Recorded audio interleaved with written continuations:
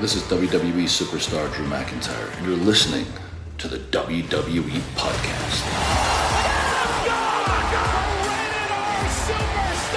The champ is the one that everybody wants, me. It's going to WrestleMania. Claymore! Austin 316 says I just whipped your ass. This is my iron. You're going to acknowledge me. Hey everybody, welcome to the Monday Night Raw review. We are going to get going in just a second with Howard Poole, brand new co-host and new patron and brand new wrestling fan. Yeah, this is going to be a lot of fun because not only is he all of those things, but he also attended Raw 30 in person in Philly. So we're going to get to that in just a minute. But of course, guys, if you want to get on board with us for Royal Rumble and WrestleMania season, head on over to patreon.com/WWE podcast and get yourself an ad-free experience, or on Apple Podcasts, click the ad-free button and go ad-free so you don't have to go and skip through the ads or have to endure a non-streamlined listening experience. So that being said, I do have one announcement to make, and I'll let Mr. and Mrs. Casual Wrestling Fan do that for me. And immediately following this, we will begin the conversation with Howard Poole. So don't go anywhere. Good morning, WWE Podcast listeners. My name is Mr. Casual Wrestling Fan. And this is Mrs. Casual Wrestling Fan. And we want to let you know about a new show that we're bringing to the WWE Podcast called Good Morning WWE. On Good Morning WWE, we'll bring you wrestling news, rumors, and special guest interviews. Our first episode will drop January the 30th, and we're going to give you a sneak peek live right here on the WWE Podcast. Top news stories. Top news today, The Rock will not be at WrestleMania 39. Dave Meltzer from the Wrestling Observer newsletter reports that The Rock feels like he will not be in shape in time for the greatest show of shows this year. Ooh. So no Rock? No Rock. In other news, Ronda Rousey, according to Fightful News, reports she's going to be a no-show for Royal Rumble. I know everybody's happy about that. Top rumors for today. Goldberg will be in this year's Royal Rumble. Goldberg. We hope you enjoyed the sneak peek, and we hope you'll tune in to Good Morning WWE starting Monday, January 30th. And as we always say, you the twos and we the ones. Okay, everybody, welcome to the Monday Night Raw review, a very special Monday Night Raw review, as not only is it the WrestleMania, or rather Raw 30 review show, but we have someone that was live in person. He's also a patron of the show. He also attended his very first live show for wrestling, a new fan to wrestling. So lots of awesome stuff. We have got an in-person perspective from essentially a new fan, and I'll introduce him right now. Howard Poole, welcome to the show. How you doing, man? Man, I'm doing fantastic. For the folks at home, if my voice sounds a little scratchy here and there, my apologies. Of course, was out there last night for the show. Maybe got a little too wild, got a little too loud. So voice is recovering a little bit, but doing fantastic tonight, and very happy to be here. Oh, this I'm really excited about this. I've been excited about it for a while. Someone that attended live in person is always fun to talk to, but more importantly, and even more fun, is that the fact that you're a brand new fan. So before we get into Raw 30, and there's a lot to discuss, what brought you into wrestling? How did you get into wrestling, and how long have you been watching? So, good friend of mine, he actually went to Raw 30 with me. He's been watching for about 20 years or so, but mostly his entire life that he's been watching.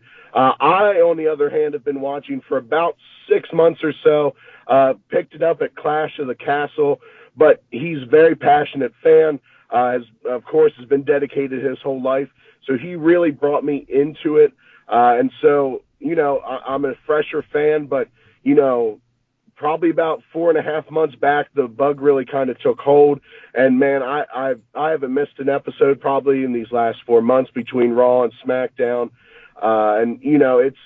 It's been a great experience. And actually the reason we went to Raw 30th to begin with was a Christmas gift, not only for him, but a little selfishly myself, but a Christmas gift for him and I to both go to our first live show ever. And so, yeah, it was a great first experience. But, yeah, so, about 6 months or so I've been watching. But, man, it kind of took hold. And, I'd like to say I'm as passionate with the rest of them coming into it. But, yeah, I'm kind of fresh perspective, I guess you could say. Yeah, that's so refreshing because you don't have all of this background knowledge, which I think is an asset in some regard because you don't have anything to compare these storylines to, and it's always fun to see what would somebody who's a new fan think about what's going on right now, and that's what we're going to get into. So before we do, one last question is, what right now as a newer fan, what is something that you're really digging right now? Man, I got to tell you, I tell you, to me, what I guess I've fallen in love with, Sami Zayn and his promo work, and just the way that he can really bring emotion into what he's doing. It just feels very real. It feels very, we'll get into the kind of the tribal court and things like that, but I mean, just the way that he, you're starting to feel this kind of where he's feeling betrayed and so that to me has been very gripping. It's been it feels realistic. It's to me one of the most realistic things on there. It's the complete opposite of what they're calling the hard dom and being in prison. But to me that has been one of the most gripping things to me is we know it's going to end at some point with Sami and the bloodline and, with him being honorary Uce. And it's still, to me, it's must watch TV. To me, it's gripping. When we were there at Raw 30, I was just staring, just watching them, kind of it all go down. So for sure, that to me has been it's been a huge draw.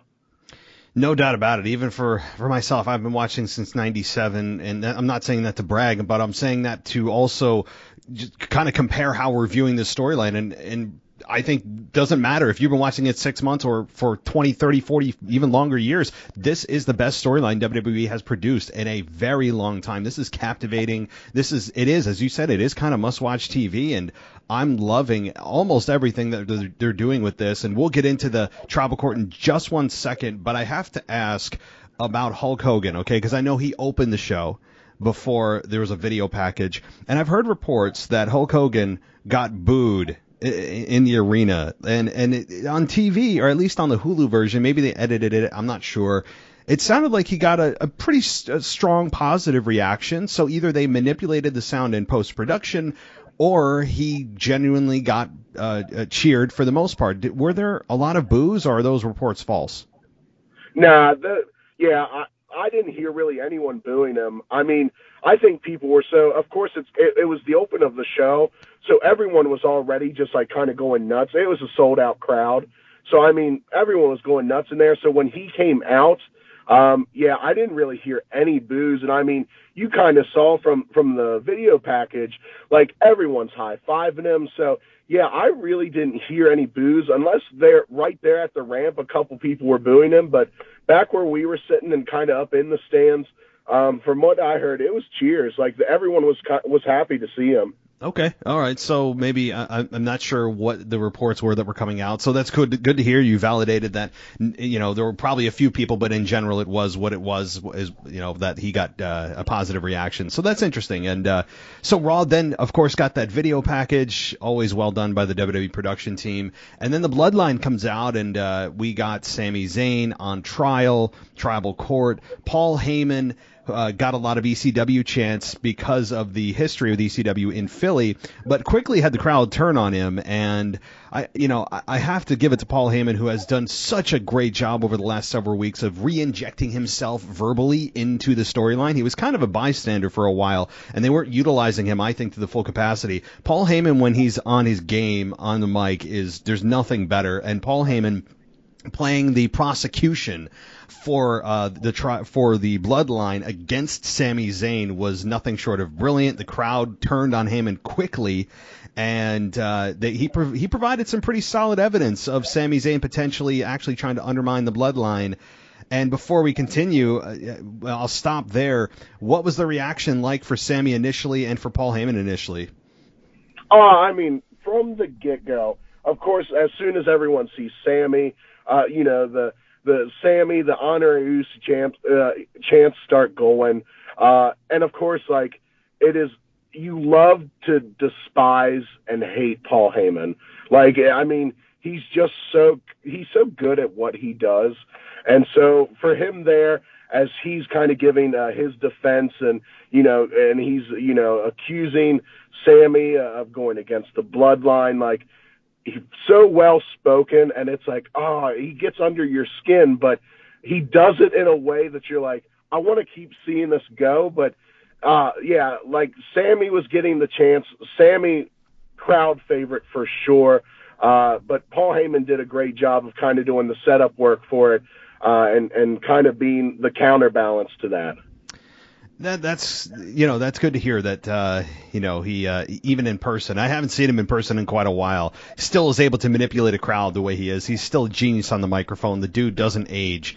He's an absolute genius, and I think he did a great job playing prosecution, as you said. And again, he provided, I think, 4 pieces of evidence, and then we had Roman Reigns about to find Sami Zayn guilty and about to sick Solo Sikoa on Sami and give him the Samoan spike and probably a beatdown, and then Jey Uso steps in to the defense of Sami and provides 6 or 7 pieces of footage that end up saving Sami Zayn from total destruction.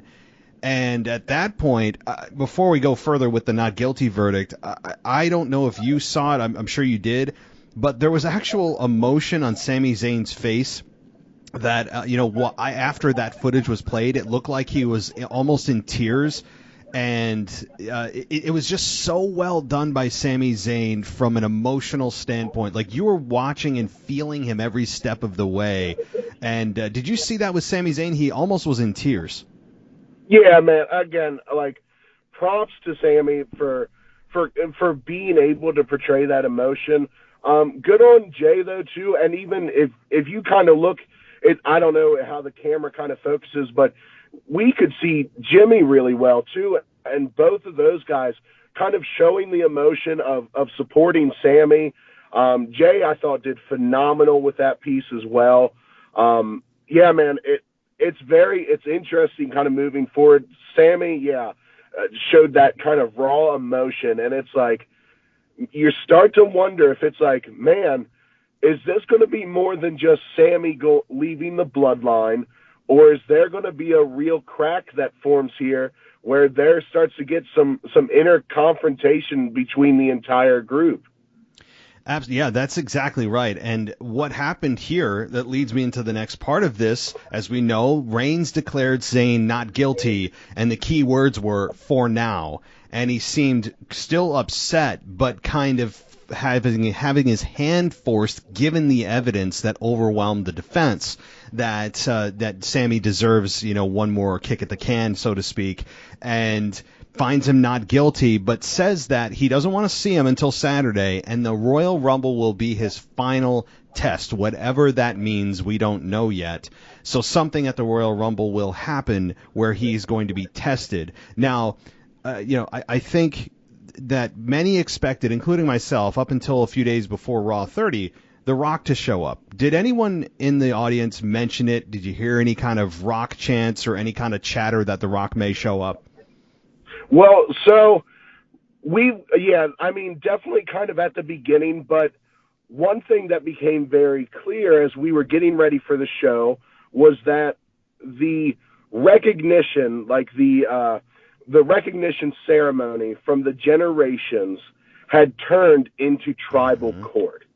And so when we kind of heard that, it was almost, and I was talking, like I said, I was talking with my buddy, and I was like, man, it's almost like so many people had jumped on the bandwagon of, oh man, this means The Rock is going to be here.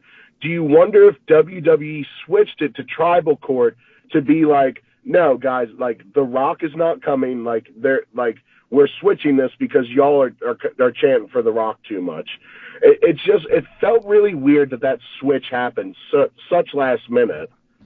Yeah, I did, and I think in the reports that I've read from websites that are credible is that it was that they were notified that The Rock told them he can't do WrestleMania with Roman Reigns this year, and that's the reason for the switch. However, there's still a chance that that was just to kind of do a swerve of fans who kind of felt that that was a perfect setup for The Rock to return on Monday when it was originally all generations of the bloodline, and that was a perfect platform for The Rock to return, of course. And then when they switched it, the reports started coming out that The Rock was not going to be at WrestleMania, and so it still could be a swerve where WWE did that on purpose to kind of get us off the trail, and he still shows up at the Rumble. We don't know, but I think that The Rock is probably not going to be there. I think he is out, unfortunately, but I'm sure that you've heard the reports of Stone Cold Steve Austin, or maybe you haven't, that he has been apparently given a large sum of money offer from WWE to face Roman Reigns at this year's WrestleMania. Have you heard that? Yeah, I saw that literally like 2 hours ago, and was looking at that a little bit. And yeah, I mean, so right, it seems very, and of course, one thing I didn't even think about is last night, back at the hotel, I had seen a commercial for XFL, and of course, The Rock is a partial owner of the XFL now, which XFL season will be starting right around WrestleMania time. And so it all kind of adds up to, right, The Rock's got some prior engagements kind of going on. So the idea of The Rock dropping out to me seems very realistic from that kind of standpoint. But I don't hate the idea of Stone Cold coming back. Of course, I don't think anyone does. It's just the only way to. It's hard to see how they incorporate him into that storyline, but Triple H has been doing pretty solid. So, and of course, no one would mind him coming back. I don't think so either, and I obviously I'm not in contact with Austin. I have no idea what he's thinking, and the money does matter, I'm sure, but at the same time, I'm sure he's also concerned about his legacy and the standard he holds himself to of not embarrassing himself in the ring and making sure he can be as much as he could be at this age. And perform at the level that he wants to and expects of himself. And I also think that him not being, the Austin that is, not being at Raw 30 actually tips the scales in favor of Austin coming back for a match at Mania. Because if you're going to have Austin there at Raw 30 and just dish out a couple of stunners and do the greatest hits, but it's not leading to a match, that would be one thing. But for him to be purposefully off Raw, where he was the face of Raw for like the better part of 5 to 10 years, it's telling to me that they're saving Austin for a bigger purpose. That to me is the way I'm taking this based on WWE's booking, that they didn't have Austin's return to WWE be quote unquote wasted at a Raw 30 when they make it a bigger deal when he returns to potentially face Roman Reigns. So I think my point is just, and maybe you'd agree, disagree, that Austin not being at Raw 30 is actually a good thing, a good sign if you're looking for him to have a match at WrestleMania. No, and that was the general kind of rumblings in Wells Fargo Center was they had sold. There was probably like 5 different pieces of merchandise that were Stone Cold related. And we're all like, you're selling all this Stone Cold. He's the face of Raw. He's not here tonight, which means it's understandable. Like they don't control his schedule, but it's like, if you're not having him back for Raw 30 this year, you best be planning something big with him. Mm-hmm. And so I think I think you're kind of on the right path. And that was kind of like how everyone was kind of talking there in the stadium. It was, if he's not here tonight, you're selling the merch and that kind of deal. You're building him for something bigger, and which is exciting to see. And hopefully it goes through that way. I hope so. And, I could talk about this forever. I think I've never been this excited for a Royal Rumble. I know this is, if you've only been watching for 6 months, this is your first Royal Rumble. I've never been more excited about a Rumble than this year based on all the possibilities. We'll finally get some answers about what's going to happen. And just a quick question before we continue with Raw, with the Usos and the Judgment Day, which will be our next topic, is do you have a Royal Rumble pick? Do you think you have an idea of who's going to win the men's Royal Rumble? Oh, man, that was like half our ride home. That was the conversation. And, like, clearly, because of course we'll talk about them doing another promo for Cody Rhodes, but it's like, good. I mean, like, man, come on. Like, if you're going to do that many promos for him, it feels kind of like writing on the wall. But of course, like, and you guys have covered too, we're both, it'd be great to see Rollins, get the win. I think Rollins and Rhodes are going to be two of the final four, I would think. Man, yeah, it is hard to pinpoint it, but I would probably say, if I had to, Rhodes. Mm-hmm. But I like I said, I'm hoping maybe Rollins kind of steals it out from under him.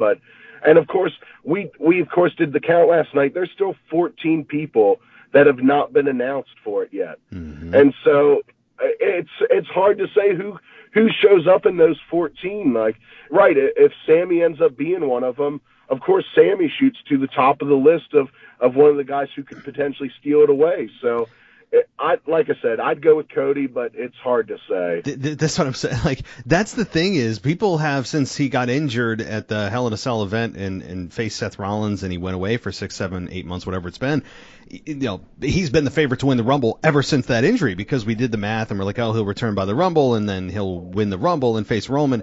And so far, so good. That's exactly what people have been expecting.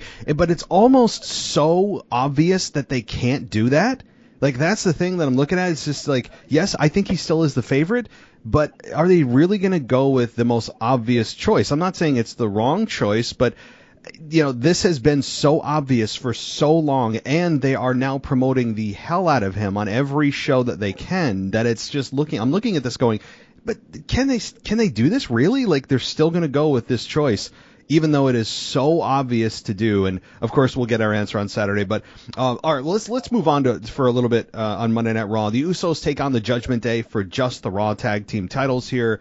And I really, really enjoyed this match personally. I thought that it was very well done. A lot of drama back and forth. There were even moments when I thought that the Judgment Day could win the match. There were some very nice false finishes in this matchup, but the Usos end up getting the victory after Sami Zayn takes the place of Jimmy, I think it was, in the matchup. And as Jimmy was quote unquote injured, they end up winning the match. And, of course, retaining the titles. What did you think about this in person? Oh, man, they did a phenomenal job. There's a reason the Judgment Day, they're so high up kind of on the list now. And so, they did great all around.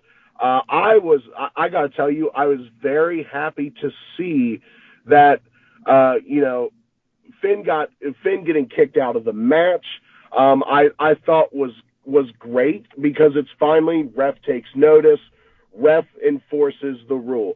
Like, if they could get more consistent on that, fantastic. But I liked that it evened up the match more. Of course, you still had, Rhea Ripley there, but still, they just all around the match went really well.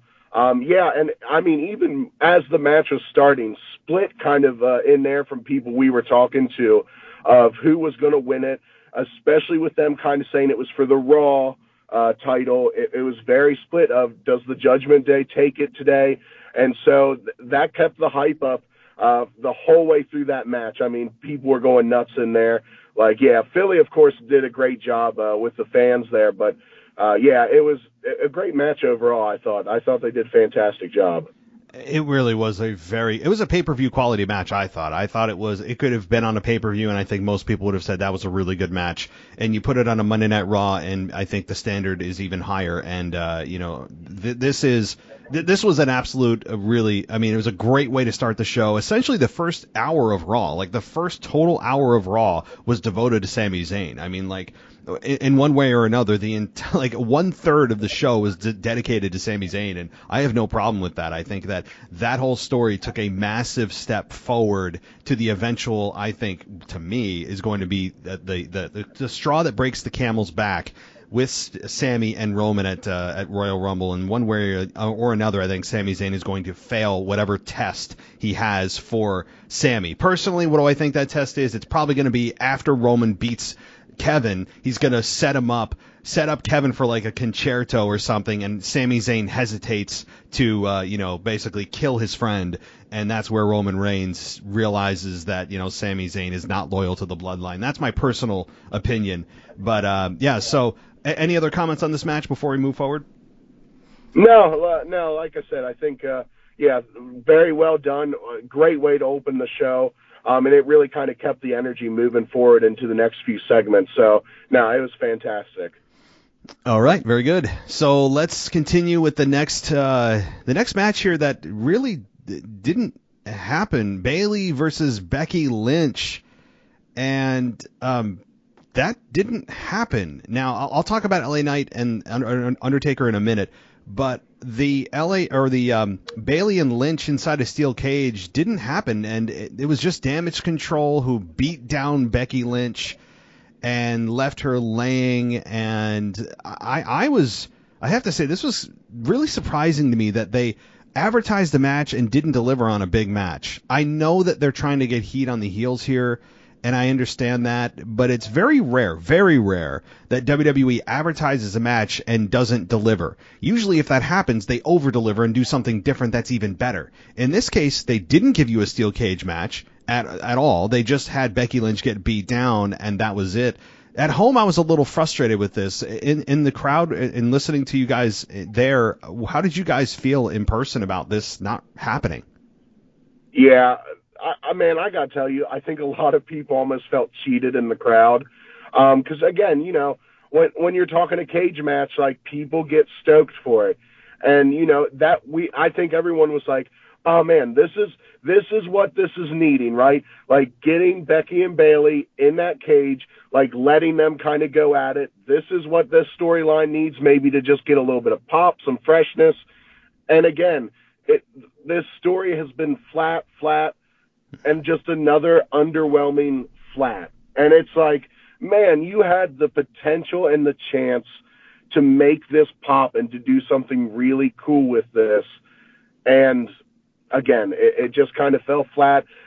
As we were walking out, like, that's like the biggest thing I think that, like, I heard as people were being like, man, that cage match, like and like everyone in air quotes being like match, like it just a disappointment. So yeah, I think, it was for kind of following, that first hour or so of the show, it was like, man, what a disappointment that kind of became. And so, yeah, it's just, if they're going to keep this storyline, they got to find a way to make something in their pop, because it's just not working the way it's going. It's almost like, as you mentioned, like, it's almost as if they purposely tried to make this even worse. I mean, a storyline that, again, I love Bayley, I love Becky. They are legends in their own right at this point. I mean, they could be in the Hall of Fame right now if their careers ended. That's how good both of them are and have been, and their history has been. But for some reason, this version of their feud has not clicked at all. It feels just very cold, just isn't working. I'm ready for both women to move on, and that's all. I don't have any ill will towards either. I don't think it's a bad storyline. It's just not clicking, and that happens. But they had a chance, as you said, to actually make this interesting and have an awesome match and maybe get people a little bit emotionally invested. Instead, they did the worst thing possible, not only making a cold feud even colder, but trying to put heat on the heels that I think was the people were booing, not at Dakota Kai and Io Sky, but just the fact that you knew you weren't going to get a match. I think that's to me, how I interpreted it at home, that you guys were booing because, not that, oh, well, we hate the heels, boo. No, it was more of just like, this is BS. I was waiting for the bull, what chance to come out. I thought that was going to happen. But that's the one thing, that to me is even the worst thing about it is really undermining the goodwill of fans, where you advertise a match, and they advertised it really up until this match was supposed to happen. It's not like they cut it out before Raw. They advertised it all week, and then they don't deliver. It's very rare, and it's not good to do with fans. It's not something you want to do, to advertise a match, especially on Raw 30. I mean, it's a big stage. So, I don't want to harp on it too much, but I was disappointed in this to at least get something going, and now they made me even less interested. Well, and I'll tell you kind of two things that we kind of took from this is, like, as Becky's kind of getting the beat down, we're like, okay, this is the perfect opportunity for, and I know kind of, women's tag team is used loosely, but it's like, this is the perfect time for another one or two women to come out here and back up Becky. And it's like, potentially turn this into a 3-on-3 kind of deal. But it's like, this is the perfect time to maybe introduce something else, get a little bit of pop from bringing in it 2 more to help with damage control. The other thing is the BS chant did happen, so I'm guessing they cut it on TV, but it for sure happened. Now, like we were pretty quick on that. So okay, then they must have edited it. Okay. Yeah. All right. I was waiting, especially in Philly. I mean, that's a crowd that doesn't hold back. And so, okay. I meant to ask too about the crowd. Was it a lot of families? Was it kind of a mix of like men, women, families, or was it predominantly like an older male audience? No, I was very surprised. A very good mix. Like, I mean, there was quite a few groups of women there, like all together. Like, there was a couple of ladies sitting behind us that the 4 of them came, I guess, kind of as just like a girls' trip. And so, no, I mean, it was great to see all different ages, a lot of families, a lot of kids that got brought to it. But yeah, it was a very good mix to see a lot of different people there. That's great. I really like to hear that it's not just the stereotypical, 18 to 40-year-old male that's there. While we are the foundational piece of the audience, it's cool to hear, no, really, that like the women are being drawn to the product and they're actually spending money and their time to go to these events. And also that it was sold out. So that's cool to hear. So, all right. So then we got, before this though, LA Knight came out. He talked about his match with Bray Wyatt, and he was interrupted by the Undertaker's gong. It went dark, but then he turned into the American Badass. Now, you've only been a fan for 6 months, so were you aware? I'm sure even if you weren't a wrestling fan, you were aware of who the Undertaker is. But did you know about the American Badass that he was for a short time during the early 2000s? So one thing that my buddy, and I'm sure he's fine with me, Cody, that has introduced me. So of course I am very much caught up on the current happenings. He has been doing his best for us to go back and watch some of the older stuff to kind of get me up to speed on some things. So yes, was familiar with the American Badass, was familiar with the Harley, and so I mean when we heard the Harley, we're like, yes. Like, it's American Badass, and so he comes out on the Harley. But one thing I wanted to touch on, and so we had talked a bit about, man, wouldn't it be awesome if LA Knight shows up? Because LA Knight, I think, for current roster, is really risen to the top for both of us as one of our favorites. Does phenomenal Agreed. Promo work. Yeah, we're excited to see him really in the ring in a full match, especially with Bray, because Bray's a solid wrestler. He's got solid technique, so I'm excited to see the two of them hopefully really get into a wrestle match. But so we keep talking about LA Knight being there, and there's one guy in front of us, and he's like, man, I don't think LA Knight would show up to this. He's SmackDown. And I was just like, nah, man, there's a chance that LA Knight is here. I was like, I just got to believe that when getting ready for the Rumble that they do something here. And so when they're transitioning from the previous match to having LA Knight out there, the ring goes dark for the live event. And so we're looking at the screen and at the ramp, seeing who's coming out. And I just happened to turn my head towards the ring, and there's LA Knight already out there. And I looked at my buddy, and I said, dude, LA Knight is here. And I mean, just phenomenal promo work, and so excited that he was there. But for him and Undertaker to be in the ring together, dude, just phenomenal. I mean, really was very much one of the highlights of the night was him being there, but also Undertaker being in there with him. Yeah, this was well constructed. I'm with you on the LA Knight thing. I hope he doesn't. I do like Bray Wyatt, but I think LA Knight needs the victory more than Bray Wyatt at the Rumble. I really do hope that LA Knight somehow squeaks out the victory at the Rumble. And because I think he needs it, and he's doing awesome work right now. I am totally with you on the promos. His presence, he doesn't feel intimidated by anybody. I love how his character, even though he's a heel, isn't buying into the whole scary, spooky part of Bray Wyatt. He's calling him out on that. He stood up to the Undertaker. Like, I love that part of it, where normal heels would kind of cower and like kind of shake and pretend that they're scared. LA Knight has a sense of confidence and a presence that is so much different than most heels. LA Knight, I think, is going to be a major star in the next 6 to 12 months in WWE once we get past Mania and maybe in towards SummerSlam and next year's WrestleMania. I love LA Knight's work. I'm a huge fan of it. His promos, I want to hear him and hear what he has to say every single week. I want to hear him on the mic. He's so fun to listen to. Again, the confidence, the delivery, everything. And The Undertaker didn't get the choke slam, which I was kind of sad. I love LA Knight, but like, you know, my sense for nostalgia was overwhelming, and I'm like, it's going to be cool to see a choke slam or a tombstone. And we didn't get it, which I was surprised. I mean, Undertaker doesn't have to take a bump. All he has to do is, you know, choke slam someone, which is, you know, as minimal as it gets. But it was given to Bray Wyatt, who gave him Sister Abigail, and he left him laying. And then, of course, Bray Wyatt and Undertaker had kind of a stare down. How was that feeling to see Bray Wyatt and Undertaker have kind of a moment as well? Yeah, I think it was a nice, kind of how I've been seeing people pose it, is like a passing of the torch kind of deal. And you know, I like to kind of see that. I mean, listen, and we're kind of backtracking to a certain degree. Like with them bringing back Firefly Funhouse, again, that's something that my buddy had tried to get me kind of, you know, caught up on. And so, yeah, seeing Bray Wyatt kind of take over the mystical element of WWE and kind of the passing of the torch, I thought it was nice. I thought that whole section, like you said, was well done. Well put together, and yeah, I mean, of course, just nice. It was cool to see him out there on the Harley.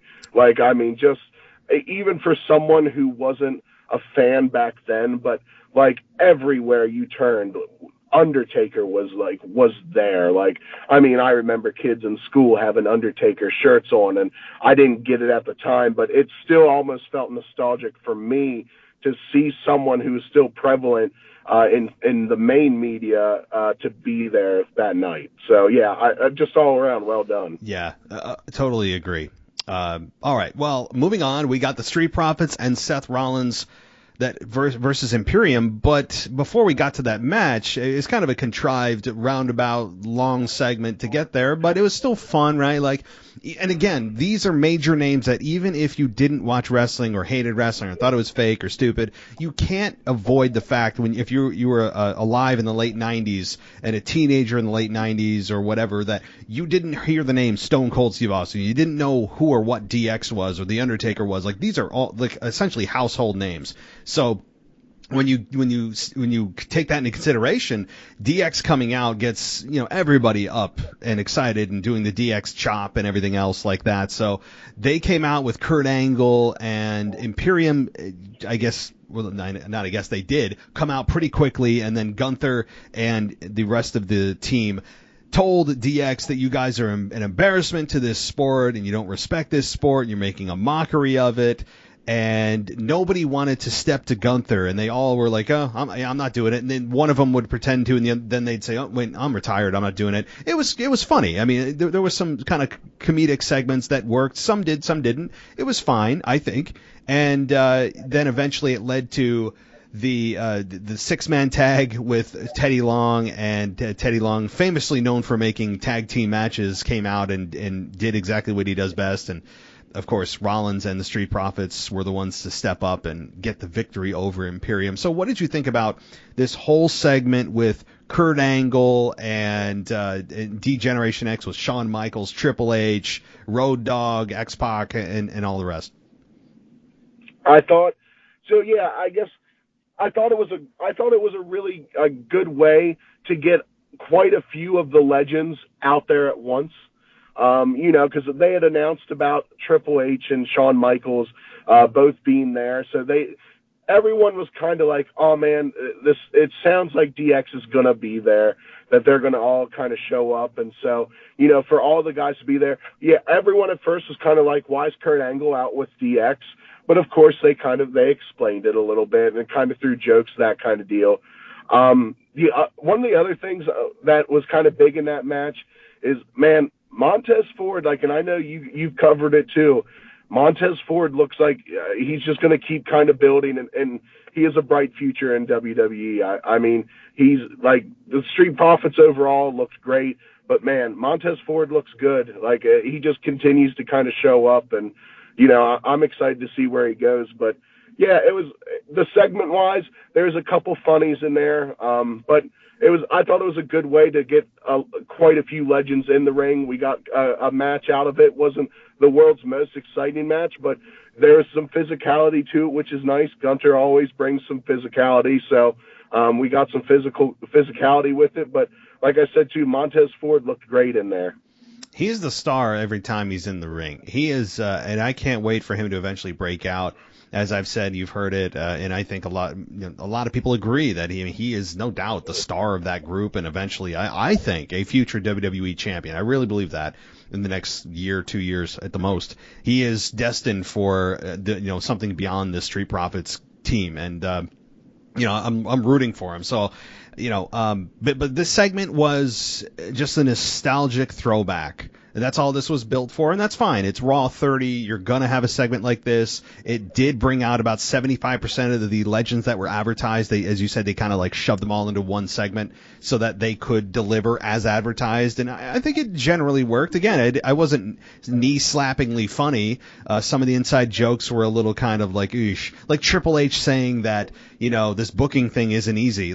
Kind of doing some stuff that breaks the fourth wall, knowing that he actually books the matches. It depends on how you view it, but that kind of stuff, it can be funny, but you got to be very careful that it doesn't completely make the whole show look like a sham when you are talking about booking matches on a show that books matches. It gets kind of weird, but overall, it was meant to be a nostalgic kind of fun throwaway match that makes people feel good about about WWE, and I think generally they achieve that with the chop and the let's get ready to suck it and the all that kind of stuff, which is fine. So anything else on this segment before we move on? The one last thing is you said about Teddy Long, and Teddy got the biggest pop of that entire segment. When Teddy came out, everyone just started going nuts. And so, it was cool to see, too, because, I'd seen a little bit of Teddy's old stuff, and so for him to come out, though, I mean, everyone started going nuts for Teddy, and so that was cool to see. But yeah, that was what made me chuckle the most was Teddy, who didn't even go the whole way to the ring and all. Teddy was the one that everyone went nuts for. That's so funny. Yeah, he's just so likable, and I'm sure that, you haven't watched that version of when Teddy Long was the SmackDown general manager in the mid 2000s. Again, the tag team match thing is I don't know where it started from, but it feels like every single match Teddy Long made when he was general manager of SmackDown a decade and a half ago, that it was just a tag team match, and it just continues. And bringing him out, I totally am on board for that reaction for Teddy. He's deserving of it. It's just kind of a feel good moment. Teddy Long is entertaining. He could still play GM if he wanted to. So yeah, that's cool to hear. All right, then we get Bianca Belair versus Sonya Deville. When Charlotte came out, she was introduced by Rick. I'm sure Charlotte is tired of being tied to her father, but it's a nostalgic show. And this ended with Bianca Belair getting the victory. Charlotte. Well, it was Charlotte versus Sonya Deville, and the match ended up with It says Bianca Belair won the match. This wasn't on Hulu. What went on in this match? So Rick introduces Charlotte. We were all kind of wondering what Rick was going to do there. Kind of disappointed that Rick was just out there for a minute or two just for an intro for Charlotte. But so Charlotte comes out to the ring and talks about, being the queen of WWE and saying that she is, she's the number one. And that's when Bianca comes out and says, you might be the number one of SmackDown, but Raw is my show and I am the Raw champion. And I deserve that number one status. And they kind of have a camaraderie thing. And so that's when, so Charlotte and her are talking, and that's when Sonya Deville comes out and starts talking. Man, that's one thing that sometimes a storyline, change it up a little bit. Sonya comes out again talking about how she's deserving and she's the best and that kind of deal. But what it leads to is Charlotte saying, Bianca, this is your show. Why don't you put Sonya in her place? And so that's it's a Bianca-Sonya match. And so the match wasn't the most memorable. Bianca looked like the athlete she is. So I even went back and watched that match through some of the clips. And I mean, Bianca was Bianca. She is an athlete through and through. I feel like there's a couple guys on the roster that she could maybe beat the crap out of. But so yeah, it was a short match. Bianca Bianca took care of business pretty quickly. But yeah, man, I like Sonya Deville as a heel.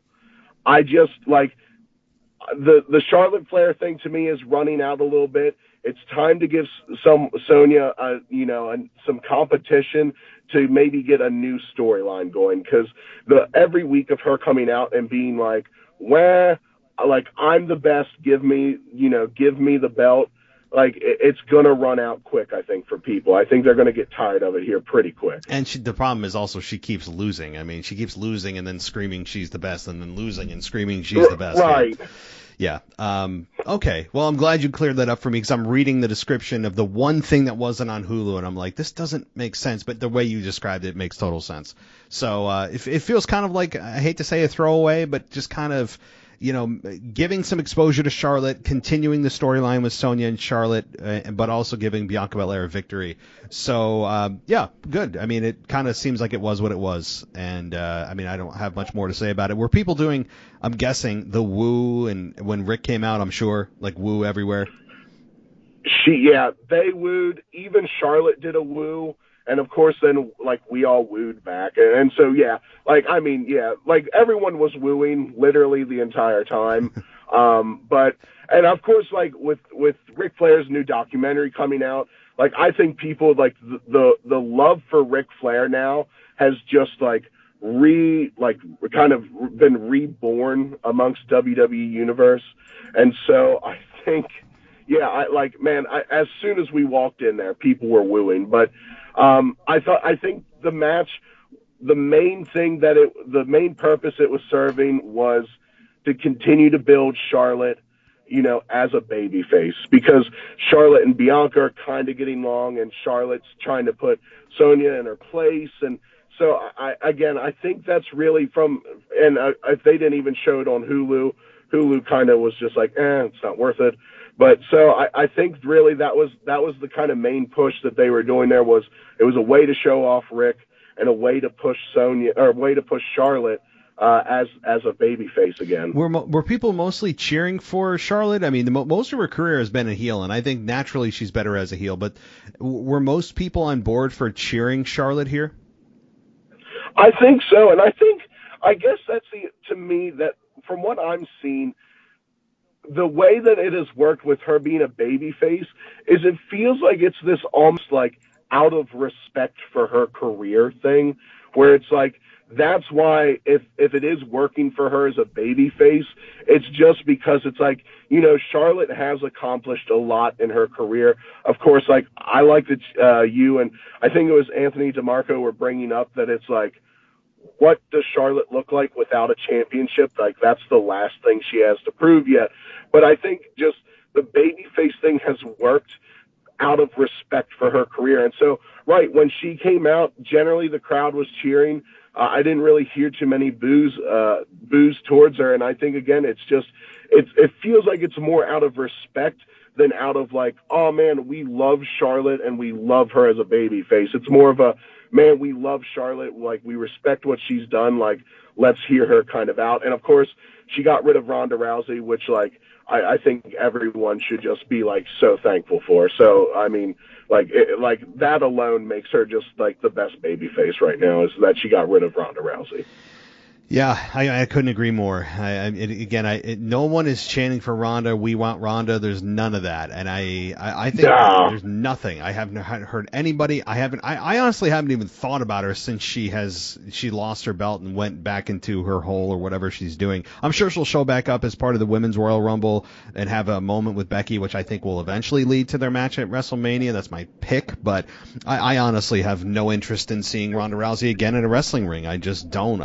That's my personal opinion. But all right, then we get to here the main event, and this was a United States Championship match with Austin Theory versus Bobby Lashley, and I thought that this was a good match. I didn't think it blew the roof off the place, but I think this was a very solid match, as you would expect from two guys like Austin Theory and Lashley. And the weirdest part about this was Brock Lesnar, and you guys seemed to be genuinely surprised, but also excited. It seemed like the crowd reaction was pretty big for Brock Lesnar coming out and once again attacking Bobby Lashley. Well, I don't know what his beef is with Bobby Lashley. That's never been explained. I'm kind of over Lashley and Lesnar. I was hoping Lesnar would go on to something bigger and better at WrestleMania, but it seems like they're going to continue part 3 here. And he comes out and F5s Lashley, F5s Austin Theory onto Lashley, thus Austin Theory retaining the United States Championship. What'd you think? Yeah, so I guess to kind of go to the promo where they were showing Lashley backstage with MVP, and Lashley made the comment, "I've put Brock Lesnar behind me." And everyone in the stadium kind of just went, huh? And so it was like, why are you bringing up, Brock if you're done with him? And so I think that's when, I think people were happy to see Brock Lesnar. You know, of course, Brock Lesnar he's amazing to see. Like, I tell you too, like, for my first live event, and so we were down in the lower section. So, I mean, we had a great shot of the ring. These dudes are massive. And I am 6'4", and watching these dudes in the ring, I'm like, oh, dude, I look tiny compared to these guys. And so seeing Lesnar come out, and of course Bobby Lashley looks huge, but I think we all kind of were questioning if Lesnar was going to show up when Bobby made that comment. And then for Lesnar to come out, though, I think people were just stoked to see him. The match, again, man, I tell you, Austin Theory, I think, is building something for himself. I think one thing that you guys probably didn't see at home was his interaction with the crowd as the match was going on. Like, Austin Theory was just feeding the fire and the ego of the fans. And so I think from that perspective, as for heel work, it was phenomenal. I am looking forward to a true match with Austin Theory, though, to see him whoop up on someone, to see a physical match that isn't interrupted by someone else or something stopping them. I guess that's what I'm looking forward to. But as far as the match went, it was a good one. But yeah, Lesnar it was nice to see him. But right, like you said, it'll be interesting to see. I guess right, they're taking it for a phase 3. And of course, now we've got business with MVP 2 that, Lashley will be going through. So, I guess it'll be a big Lashley push going into WrestleMania then. Yeah, absolutely, and it does. I'm glad you brought that up. The United States Championship matches. I mean, I can't tell you, has any one of them finished clean? It feels like all of them have somebody interrupting, distracting, interfering. Very few championship matches with the U.S. belt have felt like they are, a clean finish. It's heel babyface, nobody interrupts, and Austin Theory, I think, is doing a nice job as champion. I don't expect him to lose anytime soon, and I don't think Bobby Lashley is going to win either. I think we have really locked in for quite a while with Lashley and Brock Lesnar probably going off on their final part 3 tangent. And, I don't know. I was just, when Brock came out, it was the first time I'm like, oh, all right, Brock's here. Why do I not feel very inspired by this? Like I just don't need to see Brock and Bobby again. There was never an explanation as to why they started feuding in the first place. And they're two big dudes, and I respect them, and they're big stars. But I'm like, oh, okay, well, cool, I guess. That's how I kind of felt. I wasn't off-put by it. I was just kind of like, huh. I felt underwhelmed, I guess, is the best words for it. And overall, I thought it was a good show. I thought that it was, again, in person, of course, is a totally different experience. Watching at home, I liked the show. It was filled with nostalgia, as those shows are. The wrestling was at a minimum, but that's kind of what you get with those big, promoted Raw 30, Raw 25, Raw All-Star Night, whatever it may be. That's kind of what you come to expect. But overall, I thought it was a good show. Did you have any final thoughts or things that I missed? No, I think you covered it pretty well. I guess, right. So one thing I kind of noticed at the end, and it's something that as I've been watching more and more Raw, if it was a 2-hour show, like I think Raw would be a lot more action packed. Of course, I think the 30th anniversary, like in a 2-hour format, would have been super full, would have been a phenomenal show. But being 3 hours and have to fill that extra time, I mean, I think it takes away from it some. And I mean, we're looking forward to, we are hoping that after WrestleMania that they do a draft. Like, to me, it feels desperately needed that a redraft happens, that they bring some talent over to Raw. And, I've got some guys in mind that I would like to see. We'll kind of see how things work out. But, yeah, I mean, again, for a first live experience, I think it was phenomenal to see some of the legends in person. I thought was fantastic. I don't have a lot of complaints. I think there's some parts that fell a little flat, but I thought it was a good weekend to not only for the 30th anniversary, but to kind of the setup Friday, and then of course for the Royal Rumble. So I thought it was a nice, good flow episode, at least for that.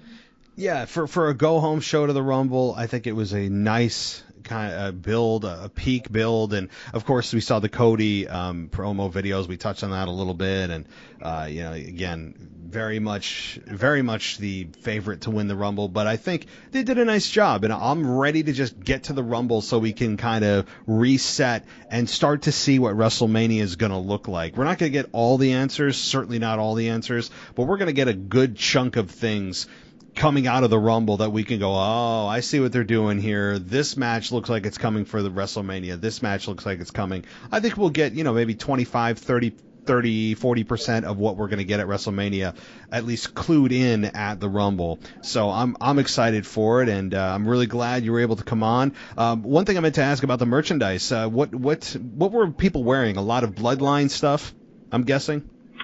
Yeah, quite a few of the Bloodline stuff. So they had Philly 316 shirts that they were selling. Of course, a Stone Cold, merchandise, but there was a ton of those.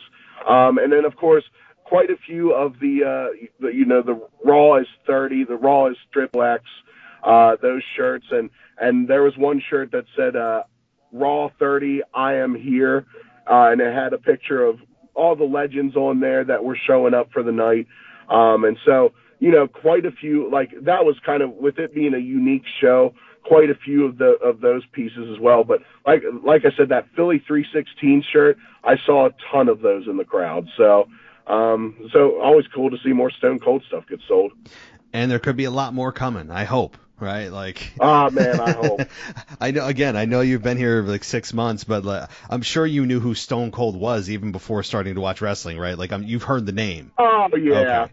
For sure. Yeah, right. I mean, who's not familiar? Who hasn't been at a kegger party and done the double beers? Like, I mean, it's so yeah. Now, I was hoping like there might be a surprise appearance, but I'm excited that if he wasn't there, that maybe there's some big things coming then down the road. So yep, that's my hope as well. And I know it's for those that maybe thought he was going to appear at Raw 30, and there were no reports. I don't think there was any expectation. But for those that were like, oh, maybe, you have to realize the sacrifice of it not happening at Raw 30 is for the better if he's coming out for a match at WrestleMania. And so yeah, but Howard, this has been so much fun. I'm really excited and really glad you're able to come on and give us an in-person perspective and give us things that we otherwise would not know. And let everyone know, if you want to, of course, where they can not only find you on social media, if you want to share that, but also on camera that you let me know about before we hit the record button.